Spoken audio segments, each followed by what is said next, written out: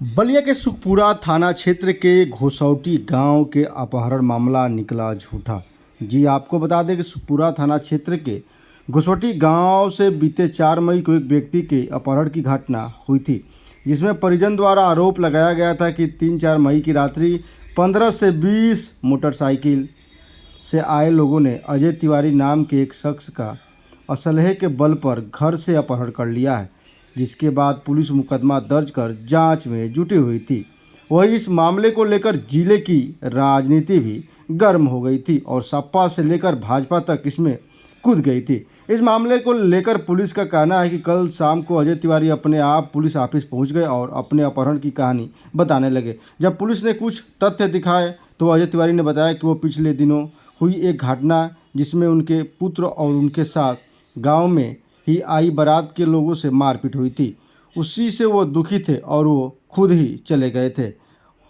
उनका अपहरण नहीं किया गया था, जिसके बाद पुलिस अजय तिवारी के परिजनों के हवाले करते हुए वैधानिक कार्रवाई कर रही है। आइए सुनाते हैं इस मामले में पुलिस अधीक्षक ओमवीर सिंह का क्या कहना है। काफी सुर्खियों में रहा और आरोपी था परिवार का कि उनके परिवार के मुखिया का अपहरण कर लिया गया है। सर, उस मामले में क्या पूरा मामला था और अभी क्या पुलिस की 3/4 मई की घटना है। 4 तारीख के सुबह डायल 112 के माध्यम से सूचना सुखपुरा थाने को मिली थी कि थाना क्षेत्र के घोसौटी गांव के एक अजय तिवारी जी हैं, जिनका 10-12 मोटरसाइकिल और एक 4 व्हीलर पे कुछ बदमाश आए और अपहरण करके ले गए। इस सूचना पे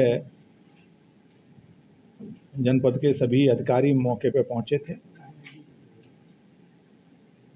और पूरी घटना की तहकीकात की। लोगों के आसपास से जो लोग थे उनसे भी बातचीत की गई। जिनका अपहरण हुआ था उनके घर के ही बिल्कुल लगा हुआ एक घर और था जिसमें एक दुकान चलती थी, उनसे भी पूछताछ की गई और परिजनों द्वारा इस घटना की पृष्ठभूमि में ये बताया गया था कि 29/30 में उस गांव में एक शादी थी जिसमें बारात के कुछ लोग जो अपहृत हैं, उनके घर के सामने जो एक गुप्ता जी हैं उनकी दुकान है, वहाँ पे सिगरेट इत्यादि लेने आए थे। लेकिन दुकान बंद होने के कारण वो उसी सड़क पे लघु शंका करने लगे। जो अपहृत हुए थे अजय तिवारी जी कथित रूप से, उनके एक बेटे हैं मृत्युंजय तिवारी, वो चक्की चला रहे थे। उनके द्वारा उन्हें टोका गया तो उसमें मारपीट की घटना हुई थी। उस मामले में सुबह जब लोग ये थाने गए थे तो उसमें सुसंगत धाराओं में अभियोग पंजीकृत कर लिया गया था तथा नियमानुसार जो उसमें दोषी थे उनका चालान भी किया गया था, इनका मेडिकल भी कराया गया था।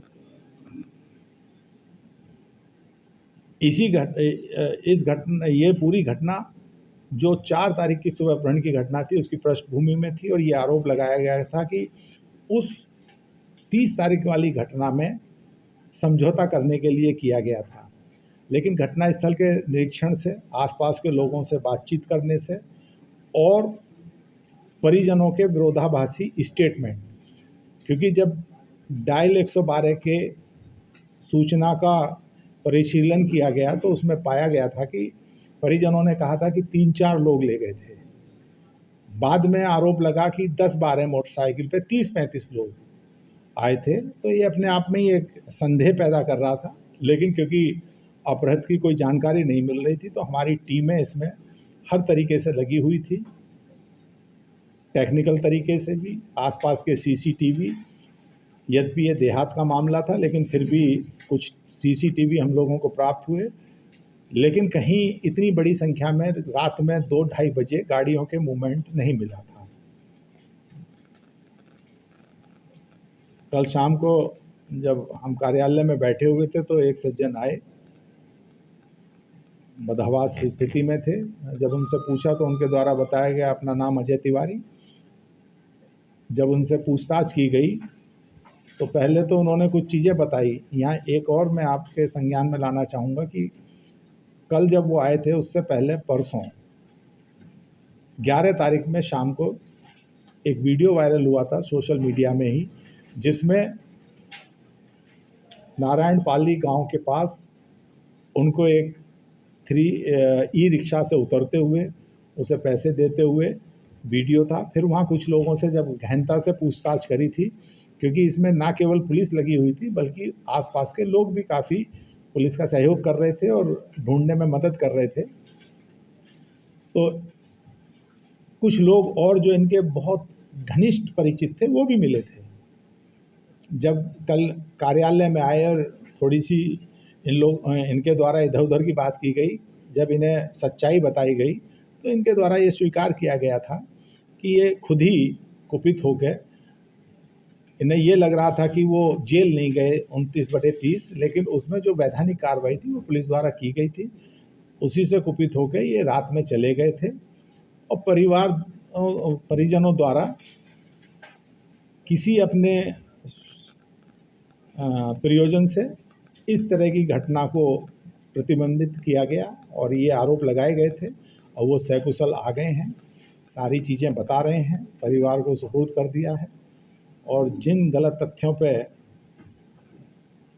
ये मुकदमा लिखाया गया था उन पे भी राय लेते हुए वैधानिक कार्रवाई की जाएगी। Thank you.